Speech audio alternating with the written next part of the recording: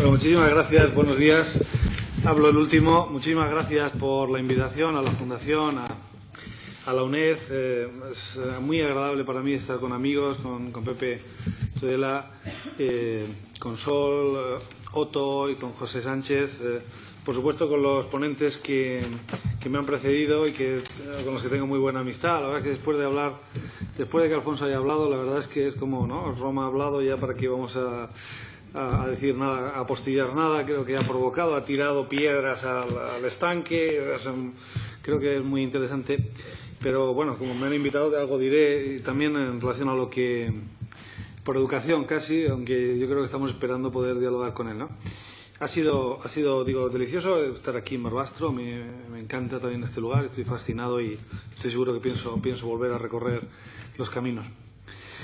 Bueno, la libertad religiosa y la libertad frente a la religión forman uno de los temas más constitucionales, más clásicos y evocadores. Es tan clásico que, como recordaba Alfonso, la libertad religiosa es uno de los derechos fundamentales más antiguos. Surge tras el conflicto generado por la fe cristiana vivida con la Reforma protestante, junto con otro derecho, que es el derecho de libertad frente a detenciones o privaciones de libertad arbitrarias, típico del constitucionalismo inglés. Digamos. Estos dos derechos van configurando el embrión de derechos, aunque en realidad hasta el siglo XVIII es un contrasentido hablar de derechos en el sentido que tal como lo entendemos en la actualidad, ¿no? Tan clásico es este tema que su reconocimiento en exclusiva para la religión declarada perpetuamente oficial en España por los constituyentes de Cádiz se erigió durante todo el siglo XIX y buena parte del XX como un obstáculo insalvable para el avance del constitucionalismo en España.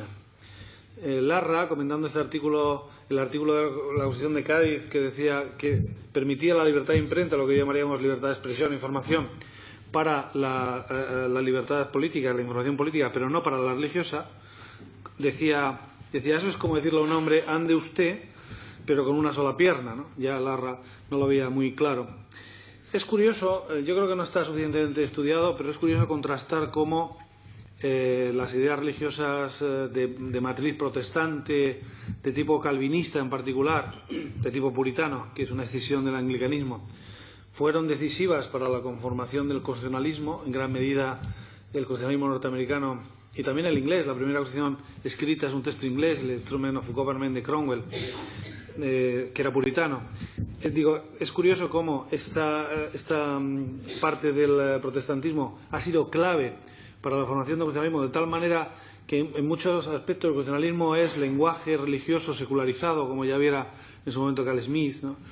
De hecho, incluso en Estados Unidos, el constitucionalismo es una auténtica religión civil, ¿no? que explica el valor taumatúrgico que se concede a la Constitución. Ahí, como ustedes saben, los mormones, en su libro oficial, junto a las apariciones de la Trinidad, a Joe Smith en un bosque, había también, como son norteamericanos, se les aparecían todos los grandes fundadores, los padres fundadores, Washington, Jefferson, David, entregándole a Joe Smith la Constitución norteamericana para dársela al mundo.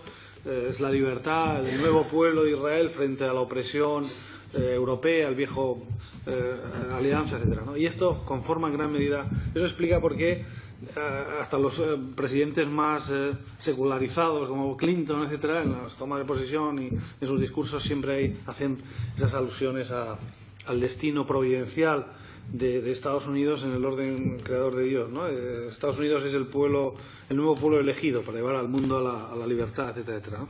Sin embargo, esto contrasta en gran medida con el hecho de que en España y en los países latinos, salvo Francia, el peso mayoritario de la Iglesia Católica en el siglo XIX, XVIII, XIX y XX haya sido más bien un obstáculo, una rémora importante a las ideas ilustradas, a las ideas de tolerancia, a las ideas de derechos, al cuestionamiento del principio de autoridad, de jerarquía, frente a ideas más liberales. Esto tendríamos que estudiarlo en el contraste, ¿no? Pero bueno, yo no voy a tomar las aguas tan arriba en las relaciones entre... Esto ha cambiado, o sea, por supuesto cambió de modo significativo con la Iglesia Católica, con el Concilio Vaticano II, ¿no? Cambió tanto que en realidad el franquismo post el Concilio Vaticano II queda a pie cambiado y es de la Iglesia anterior, ¿no? Pierden el suelo bajo sus pies, se abre, ¿no? Yo no voy a tomar las aguas tan arriba, sino que mi reflexión se va a contraer a las decisiones que el Constituyente 78 ha adoptado en materia de religión. Otra vez voy a volver sobre esto con una interpretación en parte coincidente y en parte divergente. También diré que las relaciones entre confesiones religiosas y Estado están marcadas inevitablemente bajo el signo del conflicto. Por eso muchos de ustedes estarán aquí un tanto perplejos, porque efectivamente allí donde nuestros padres tenían soluciones, nosotros tenemos problemas y preguntas que antiguamente no se planteaban, porque en realidad la nueva interpretación del lugar de la religión en el espacio público está marcada inevitablemente por los cambios sociales. En una sociedad mayoritariamente católica no se pone en discusión esto. La discusión a lo largo del siglo XIX sobre la libertad religiosa tiene que ver con los extranjeros que vienen, el personal diplomático que viene de otros países, un país, por otro lado, más bien cerrado al exterior.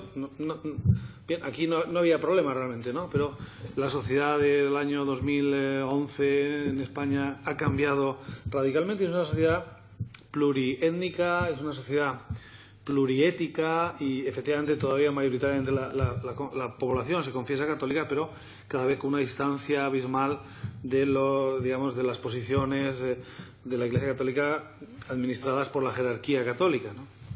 Hay una gran distancia.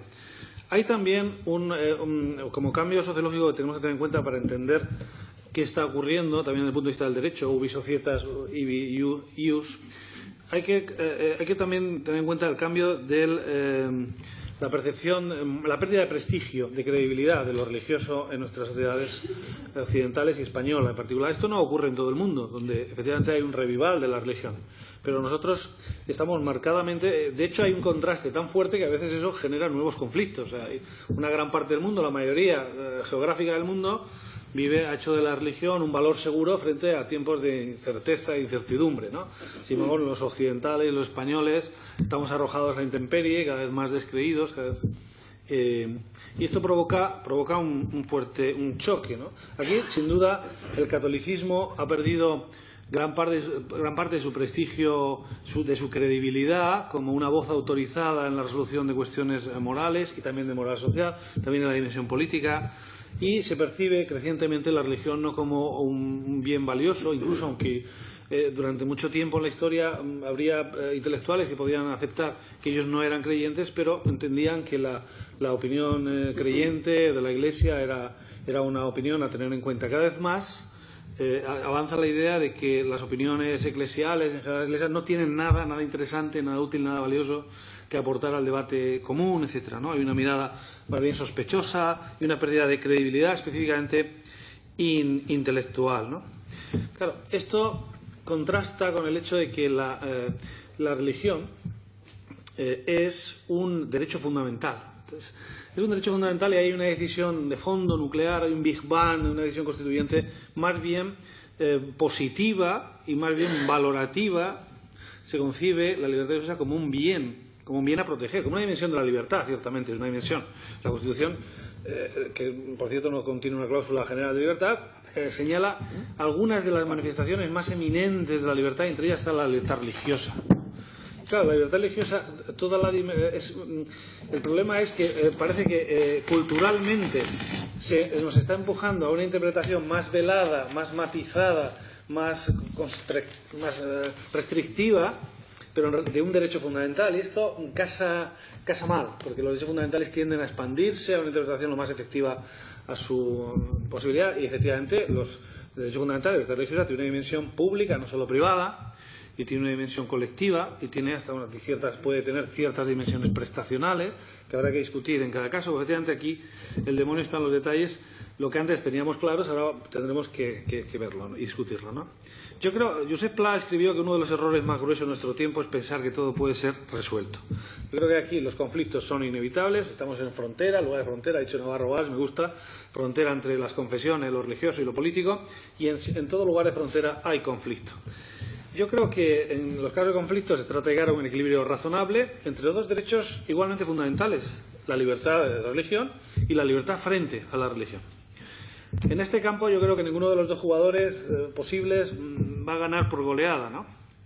Porque en ocasiones están condenados a colaborar. Y a veces los conflictos son complicados. Yo voy a poner dos ejemplos. Uno que me ha pasado ahora, este tiempo estoy siendo director de comunicación de la universidad, o sea, Valladolid.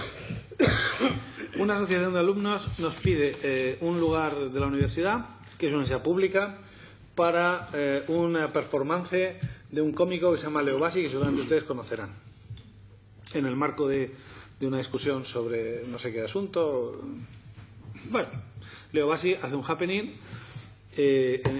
coincide que es el Paraninfo de la universidad, iba a ser otra aula, pero estaba ocupada, el Paraninfo, el lugar más... Esto luego fue tenido en cuenta, y hace una performance. Yo no estuve físicamente allí, pero parece ser que, entre otras cosas, él iba vestido de Juan Pablo II, de Papa, y en vez de repartir sagradas formas, iba repartiendo preservativos, entre otras cosas, que los asistentes al acto, sobre todo los más críticos, fueron algunas personas, o bien que asistieron o bien que sabían que iba a suceder, y se grabó y se vio, alegaron que había habido una ofensa a sentimientos religiosos, una ofensa a su libertad religiosa.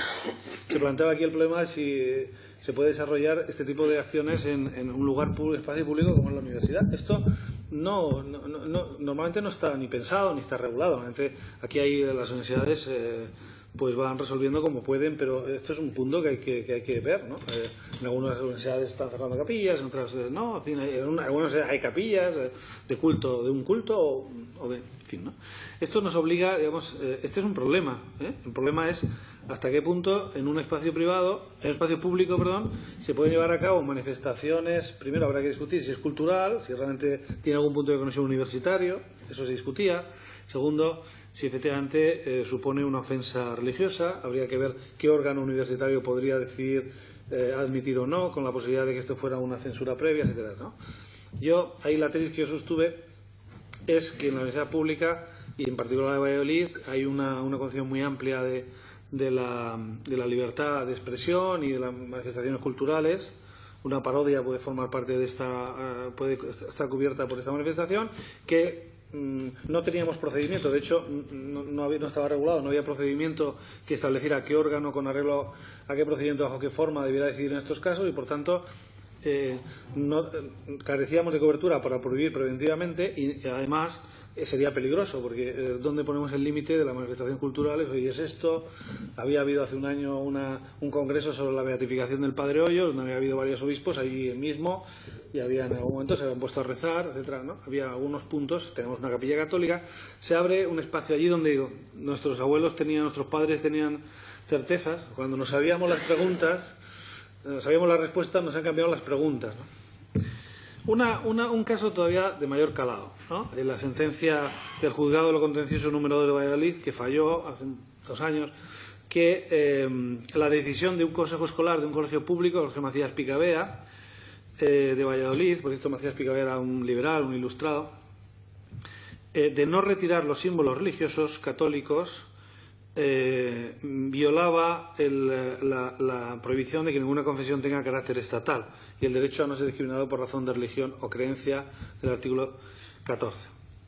Ya que, o sea, el asunto, ustedes lo recuerdan, este juez, curiosamente en Valladolid hay 300.000 personas, pero este juez es amigo mío, jugamos a pádel juntos.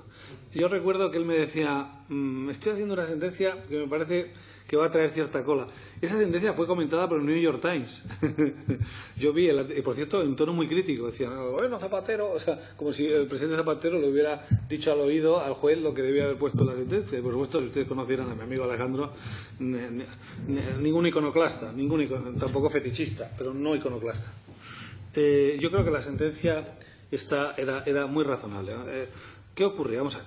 Colegio público, normalmente colegios públicos en España ya han suprimido los símbolos religiosos permanentes, claro, porque me temo que aquí, a la hora de, claro, para lograr este equilibrio tenemos que distinguir muchas cosas, comprender y distinguir. Creo que hay que distinguir símbolos religiosos permanentes, símbolos religiosos ocasionales. Un Belén de Navidad, porque ya nos plantean, bueno, ¿y los Belenes de Navidad hay que ponerlos o no? Bueno, yo creo que la decisión sobre presencia de signos culturales temporales en colegios, o si hay un colegio en el que hay muchos niños musulmanes, por la celebración del día del sacrificio del cordero, etcétera, se puede hacer algún tipo de alusión a este hecho, etcétera, y podría ser perfectamente plausible, ¿no? Ningún problema.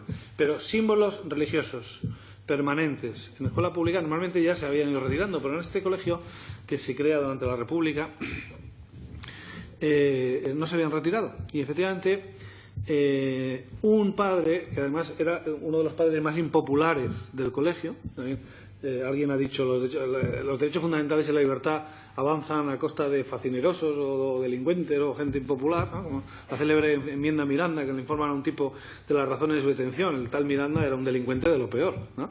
Pero gracias a él, bueno, pues se avanzó en cuanto a la garantía de los detenidos. En este caso no llega al señor Miranda, pero vamos, era un tipo que había escrito, por ejemplo, el padre había escrito en periódicos cercanos, en Gara, ¿no? A favor de Tárragas, o muy filo de Tárragas, una cosa, en Valladolid, imaginaros, en Valladolid. Y este tipo, que era no era el más popular del colegio, un padre conocido de estos que son un poco extraños, pues es el que dice, no, yo no quiero que retiren ese crucifijo en la clase de mi hijo. Esto provoca rápidamente una reacción de cierre, unánimemente, o sea, realmente solo se quedó este padre, todo el colegio, el consejo escolar, dijeron no, el crucifijo no se retira, ¿no? El asunto llega al juzgado de lo contencioso, que falla que este padre tiene derecho a que retiren el crucifijo. Fijaros, por estas razones, ¿no? Porque habría ahí una libertad frente a la religión. La presencia del crucifijo podría hacer pensar equivocadamente a los niños, además en una situación en la que no tienen formado plenamente su discernimiento, que el Estado protege o favorece más a una religión frente a otras o frente a la no religión. Violaría el principio de neutralidad de los espacios públicos. Las razones que aportaron los defensores del Consejo Escolar para no retirar el crucifijo son 4, no las ordenan así, pero yo las sintetizo así, y son interesantes. Alguna tiene cierto peso.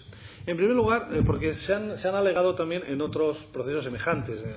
Ha habido problemas, como sabéis, en Italia, en Austria, ahora hablaré un montón de ello, en Alemania, en Baviera y en otros lugares, ¿no? Y estos son los argumentos que salen en el debate, son interesantes. En primer lugar, la irrelevancia. A veces dicen, no, que haya un crucifijo o no, es un signo irrelevante, no interfiere de ninguna manera a la labor docente, es totalmente inocuo, a quién puede hacer daño, ¿no? Esto yo lo he visto, por ejemplo, en la entrevista que el periodista alemán Peter Seibel hace al Papa Benedicto XVI, en este punto, dice, el Papa se extraña, ¿y por qué quieren quitar los crucifijos? Si realmente es un signo más bien positivo y en todo caso es indiferente, ¿no?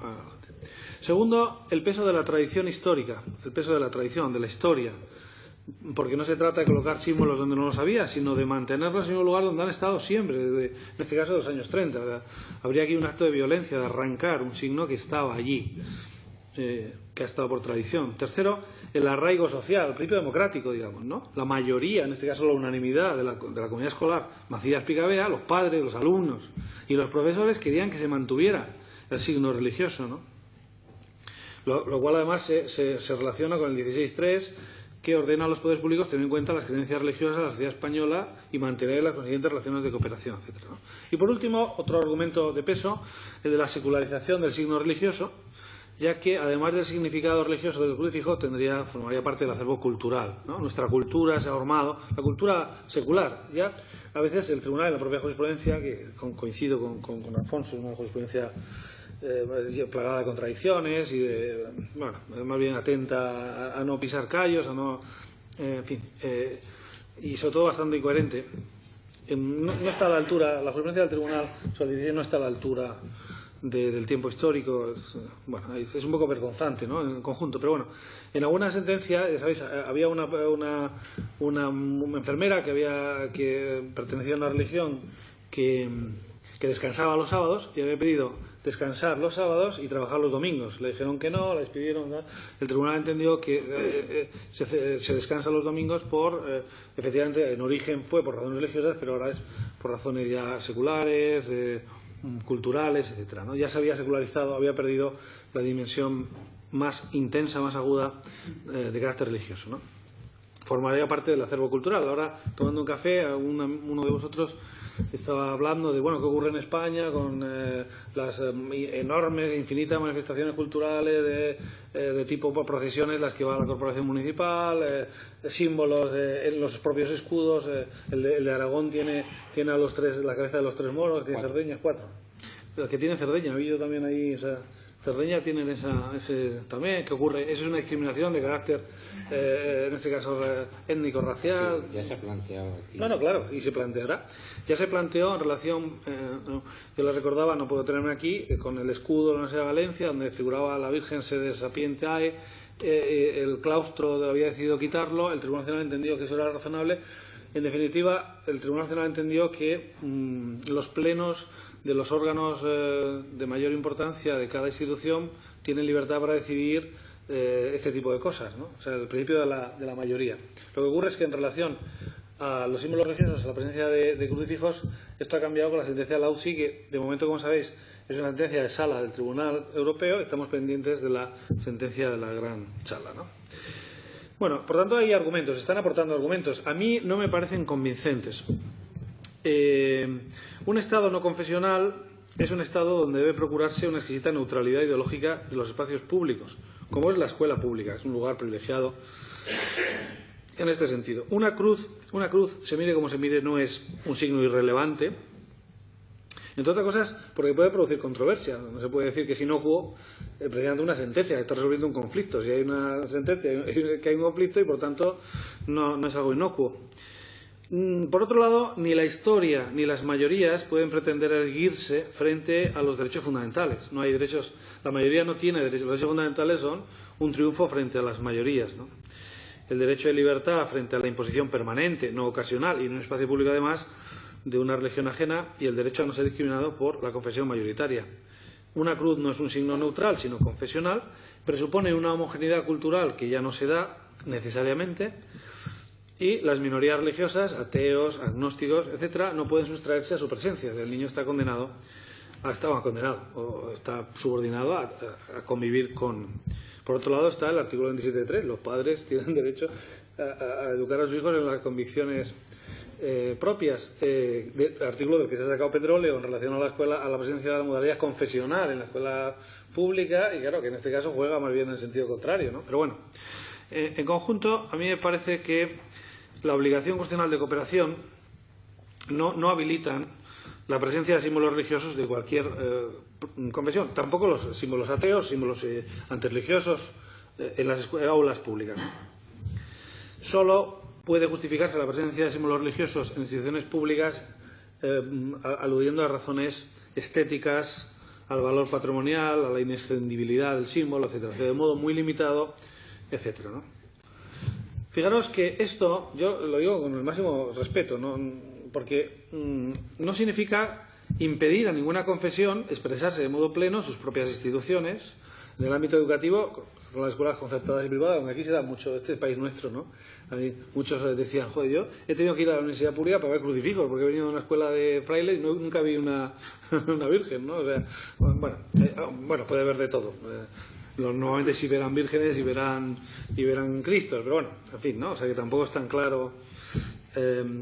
Y tampoco, y por supuesto, tampoco se puede prohibir las manifestaciones religiosas en el espacio público, porque, vamos, se pueden prohibir bajo ciertas condiciones, pero como límite de derechos fundamentales y, por tanto, superando el astringente juicio de proporcionalidad. Pero, en principio, las confesiones hay una dimensión colectiva y pública de la libertad religiosa, las procesiones, ahora dentro de nada, en todo esto, ¿no?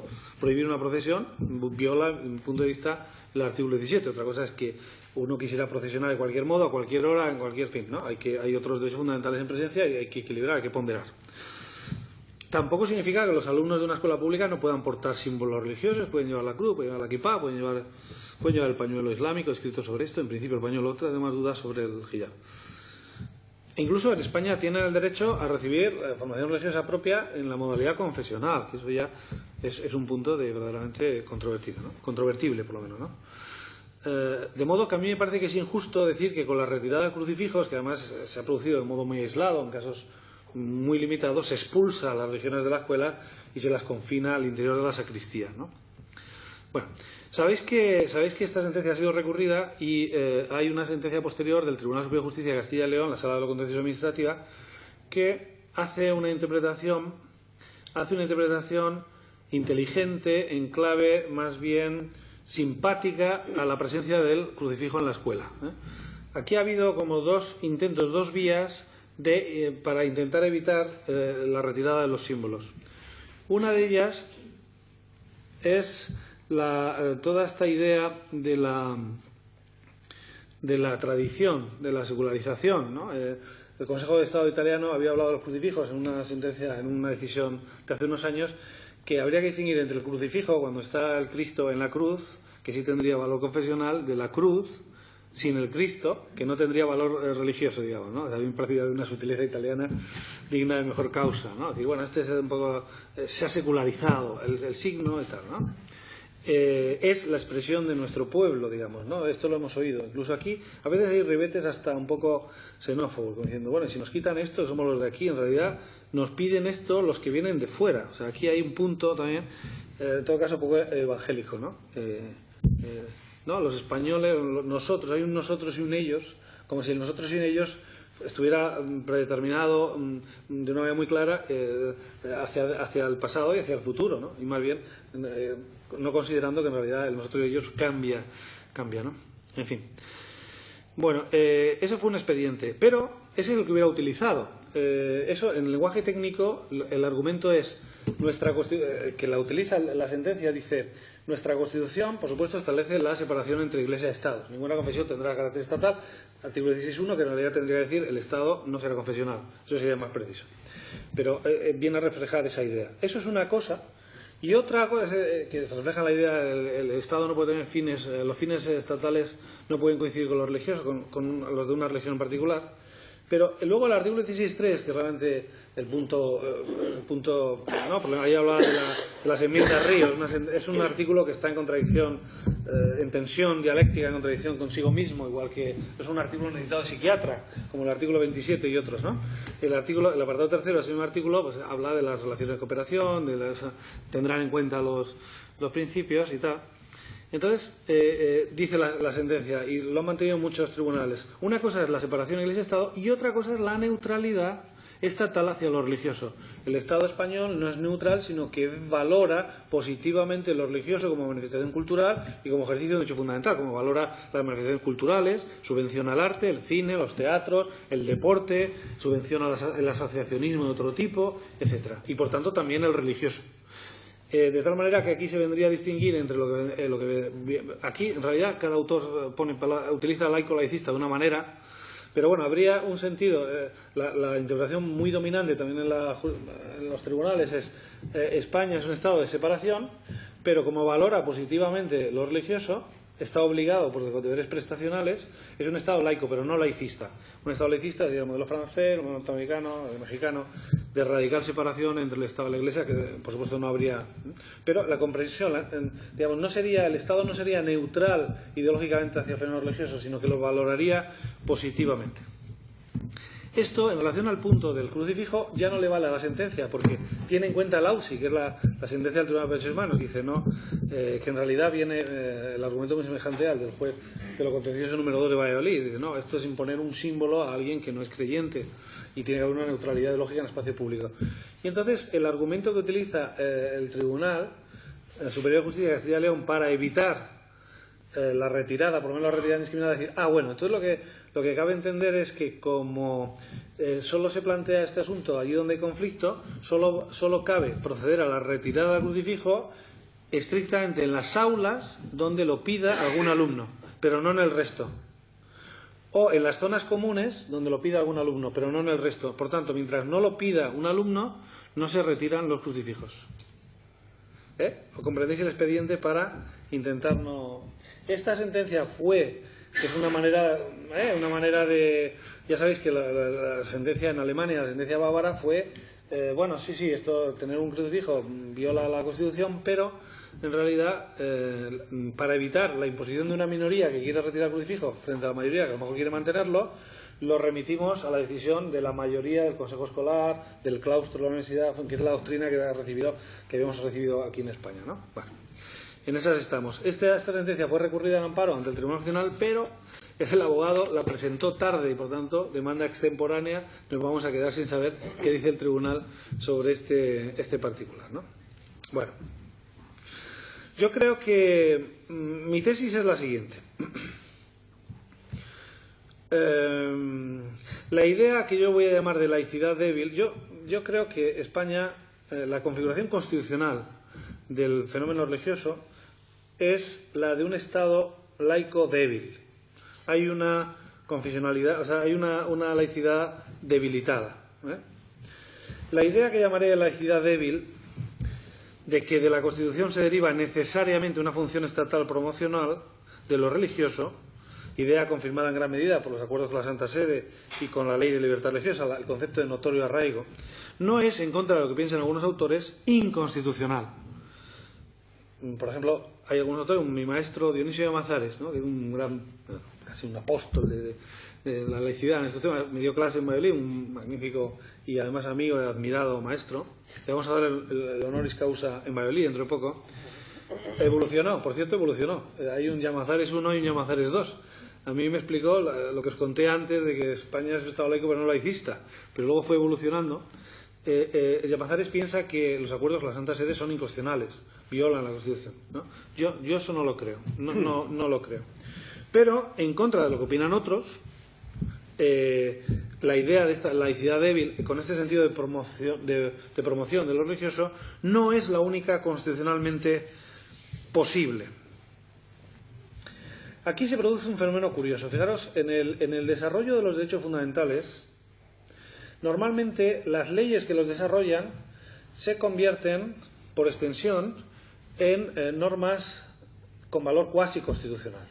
Y además, imagino, el desarrollo del derecho a la detención o del proceso justo, un proceso equitativo, un proceso con las garantías del artículo 24, las normas procesales que desarrollan, estas normas infraconstitucionales, legales, que desarrollan este derecho, por un lado, son prácticamente inmodificables. Hay una imagen sobre lo que es un proceso justo bastante precisa. En su cuerpo principal es una jurisprudencia que no va a sufrir cambios y que solo puede desarrollarse de una manera, digamos, ¿no? O sea, es una legislación, un desarrollo único, inevitable, por así decir. Sin embargo, en el caso de la libertad religiosa, del artículo 16, la libertad religiosa es la libertad frente a la religión, lo que es la neutralidad, caben válidamente diversos desarrollos legislativos y convencionales posibles. Caben diversos desarrollos. El problema, efectivamente, no está tanto en España, me parece, en que el texto constitucional, que es ambiguo deliberadamente, como en el hecho de que tradicionalmente se ha venido entendiendo la Constitución a partir de los acuerdos con la Santa Sede. Y hay quien ha entendido que los acuerdos con la Santa Sede refleja ese modelo constitucional prácticamente inevitable, como ocurre con el desarrollo de otros derechos fundamentales. En general, con los derechos fundamentales más de contenido más potente y más ligados a la dignidad, los que están los más clásicos, más ligados al individuo, normalmente tienen un contenido bastante preciso y previsible. Y no son imaginables cambios sustanciales. Sin embargo, con la libertad religiosa sí. Con la libertad religiosa caben distintas políticas de derechos fundamentales en relación con la libertad religiosa. Yo ayer lo decía Miguel, creo que en el tema de la monarquía con el príncipe de Asturias, que fue designado sucesor del monarca poco antes de la Constitución para lanzar el mensaje, cuidado, aquí estoy yo y detrás viene mi hijo y no son mis hermanas, aunque mi hermana sea la mayor de mi familia. O sea, aquí un poco se deja atado bien atado el tema de la disposición adicional primera, que en fin, bueno, escrito sobre eso.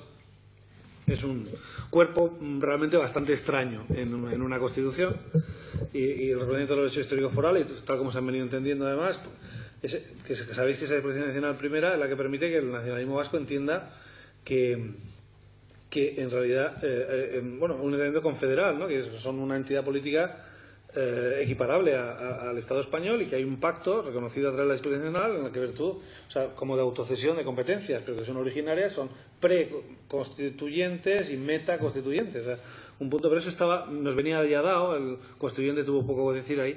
Y, en realidad, en relación con la Iglesia Católica, también ocurrió lo mismo. Los acuerdos con la Santa Sede es la auténtica constitución material en esta materia, en este asunto, del modo que ya lo hace. El problema, digo, un grave problema que hemos tenido en España es entender la Constitución a partir de los acuerdos, de tal manera que el Tribunal Nacional, cuando ha ido valorando los acuerdos, por ejemplo, en relación a la enseñanza de la religión o a la elección de profesores, y ha dicho, en realidad, ha dicho como aquel Papa dijo a los jesuitas, que sean como son o que no sean, ¿no? O sea, yo no voy a cambiar sus estatutos, en el sentido de que este modelo que es verdaderamente curioso, de que la Iglesia elige al profesor y paga, sin embargo, el Estado, ¿no? Y tenemos, claro, 25.000 personas, son 25.000 trabajadores, y hay un problema social aquí que esto no tiene fácil arreglo, hay que valorarlo, ¿no? Pero el sistema es un tanto extraño. La Iglesia quita y pone y paga el Estado. En fin, verdaderamente curioso el sistema.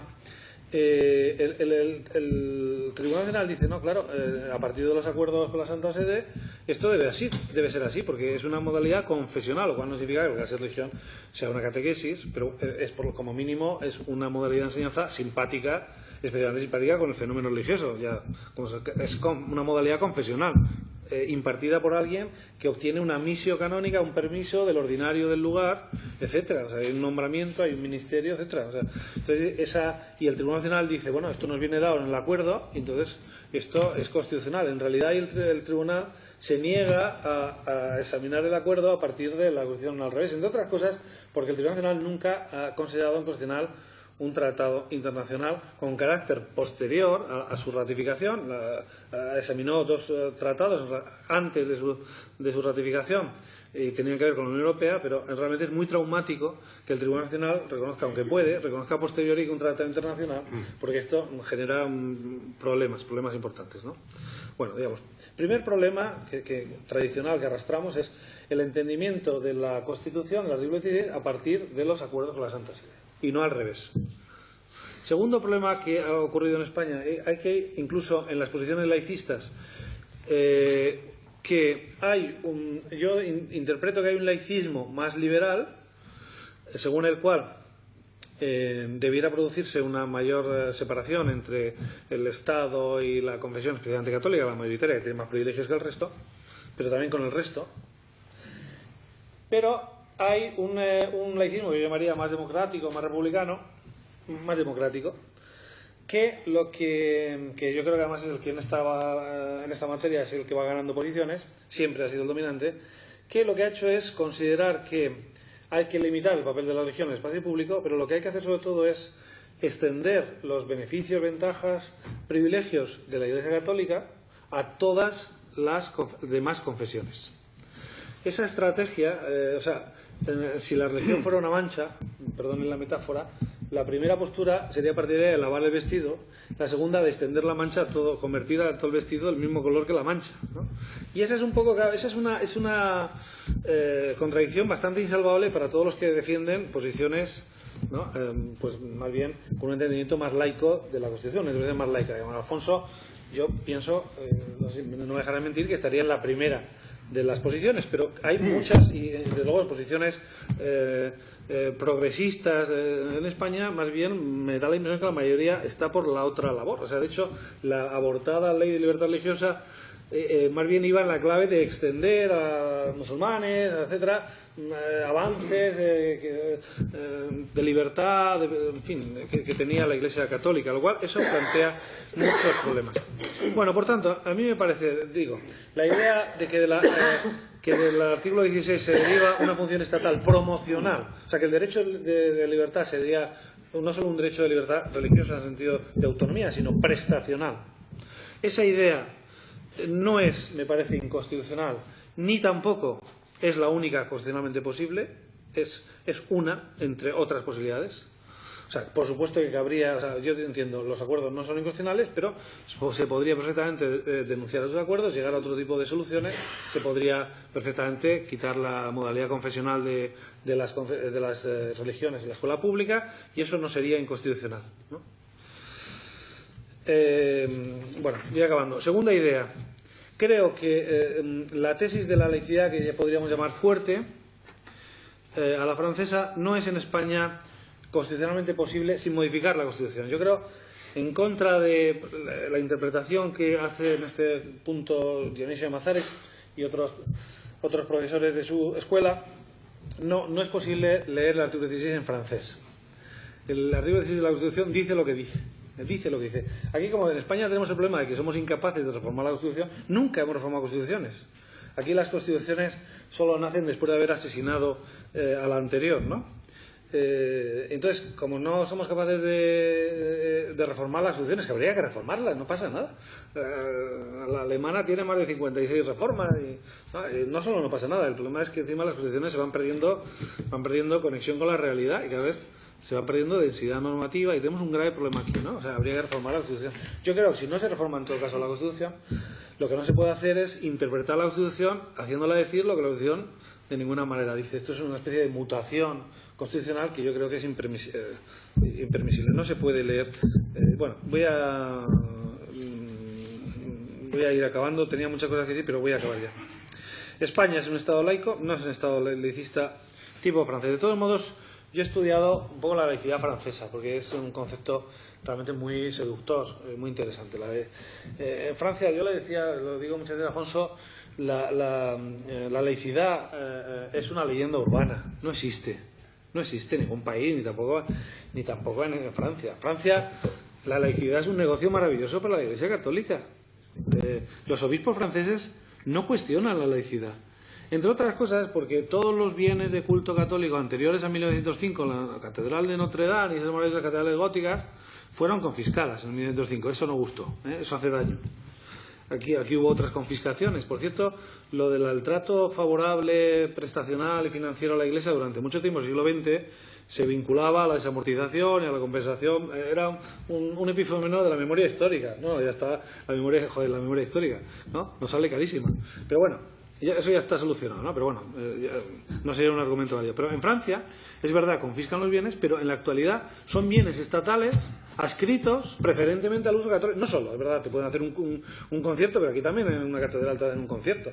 Están adscritos preferentemente al uso católico. Y en Notre Dame, bueno, pues es un culto donde es la casa del obispo de París, pero paga el Estado todos los gastos. Aquí ya no hay que hacer un convenio, a ver si me paga la luz, a ver si me arreglas el tejado. No, el Estado paga. Luego, por la vía de organizaciones educativas, filantrópicas, los avances. Francia tiene 2 concordatos, la Alsacia y la Lorena, como curiosidad, no dejan de ser territorio francés, que tienen, Alsacia y Lorena han conservado el concordato más antiguo de toda Europa. Entre otras cosas, solo permiten la enseñanza de 4 religiones en el colegio, 2 o 3, las que están allí, ninguna más. O sea, es un concordato que no pasaría a la ITV de un Estado democrático, avant la lettre, discriminatorio, etcétera. En realidad el laicismo es un invento en 1905 de las autoridades francesas para imponerse sobre las decisiones de la Iglesia Católica. En realidad hay una conquista por el poder político entre la Iglesia y el Estado. Y el discurso de la laicidad de los años 90 en Francia no es ya frente a la Iglesia Católica, que eso está descontado, es frente a los musulmanes, frente a otra amenaza, ¿no?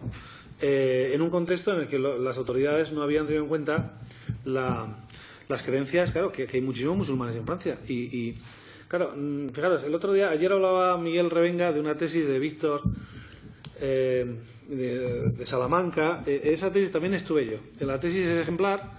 Pero claro, ya de entrada es tramposa, porque analiza el artículo 16 de la Constitución española y elige modelos comparados. ¿Adivináis qué modelos comparados eligen?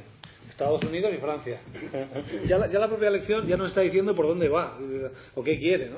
¿Por qué no elige Canadá, por ejemplo? ¿No? ¿Canadá? Bueno, no digo Reino Unido, donde la reina efectivamente nombra obispos, pero la reina de verdad nombra obispos. Hablando, sí, es el Papa de ahí, pero no es un acto debido que le llega a Rowan Williams y dice, a ver, Isabel, ¿qué te vamos, firma aquí, que pongo a este obispo? No, interviene, etcétera. Aparece ahí el capellán anglicano conveniente. Bueno, también un país, que vamos a decir de un país donde el presidente del Supremo formaba parte de la Cámara de los Comunes. Es decir, claro, ellos no han editado nunca una Constitución y han podido hacer cosas contra el Senado, los lores. han podido hacer cosas, pues en realidad nunca han tenido dictadores, ¿no? Desde Cromwell, que además coincide con la época republicana, etcétera, ¿no? Entonces se permiten cosas que en otros países serían directamente impensables, ¿no? O las prohibiciones de que case con papista, en fin, aunque eso podría, o sea, no se puede hacer, Carlos, si quisiera heredar el trono, no puede casarse con una católica todavía ahora, etcétera, cosas incomprensibles en toda Europa, etcétera, ¿no? Pero bueno, en Canadá, por ejemplo, en Canadá la aproximación al fenómeno religioso es en un país muy interesante por otros temas, sin embargo aquí ni lo miramos, es desde la idea de acomodación religiosa, un país de crisol de culturas, y desde la idea de acompañar en lo posible a las minorías también religiosas. Por ejemplo, considerar que en un colegio hay niños musulmanes, muchos, pues hacer una dieta con comida halal, ¿no? O sea, que se haya cortado el animal de acuerdo a las normas rituales tal de la propia, o tener en cuenta pues liberar el viernes las clases en vez de otros días, o tener en cuenta manifestaciones culturales importantes de los islámicos. Claro, un entendimiento más bien positivo, o sea, una acomodación religiosa que, claro, que Francia no han estado por la labor y ha generado, en todo caso, Francia en este punto pues es un antimodelo, digamos, ¿no? O sea, en parte la laicidad, tal como entendemos, pues es un ideal hermoso, a lo mejor, no lo sé, bueno, no lo estoy seguro, pero en todo caso es bastante ideal. O sea, no existe, mi tesis es que no existe en ningún país. Más bien, lo que ocurre en todos los países es que existe una religión que coincide con la que reúne el mayor número de votantes, curiosamente, que esa tiene bastantes privilegios. Hay un grupo de religiones intermedias que se aproximan en su regulación a la general sin llegar a todos sus privilegios, y luego hay una serie de religiones molestas e intratables, con las que hay más bien tolerancia entre cero y ninguna, digamos, ¿no? O sea, y por supuesto ahí estuvieron mucho tiempo los testigos de Jehová. Los testigos de Jehová ya han sido grandes animadores, en casi todos los países hay sentencias, los grandes animadores de la jurisprudencia en materia de libertad religiosa, en tantos temas. Ya han dejado de serlo, se han empezado a considerar como religión respetable, y ahora ya hay un montón de religiones no respetables en la denegación del registro, tal. Yo en Francia, que estuve no hace mucho, pues estaba con la iglesia esta iglesia la de Tom Cruise. Sí, también, que vendían, parece ser que en el proceso de conversión de los sujetos estaban vendiendo a una señora, habían vendido un aparato para eliminar vibraciones negativas claro, podéis imaginar, con una tecnología muy sofisticada, porque esa señora debía tener vibraciones muy negativas, muy arraigadas, y a un precio, claro, como merecía el artefacto. O sea, y eso había generado toda una discusión sobre, en fin, esas religiones. Hay un montón de regiones, y no te digo ya en Estados Unidos, donde los sujetos se ponen en su rancho, crean su tal y cual, ¿no? O sea, y hay un grupo, digamos, y hay incluso las no religiones. O sea, como sabéis, hay los budistas, que lo ayer, pues una religión sin Dios, por eso es tan simpática, etcétera, ¿no? No tiene bueno, en esas estamos, ¿no? Entonces, a mí me parece que con el 16 en la mano cabe entender que efectivamente de la religión hay un mandato, hay una dimensión también prestacional, pero no se puede entender en clave confesional. Entonces tendríamos que ver los escenarios de conflicto uno a uno e ir distinguiendo. Entonces estamos hablando aquí, pues qué pasa con la asistencia religiosa, o sea, por ejemplo, financiación, porque a mí me parece más bien es una anomalía. La financiación estatal de la Iglesia Católica es una anomalía, se mire como se mire, es decir, una anomalía.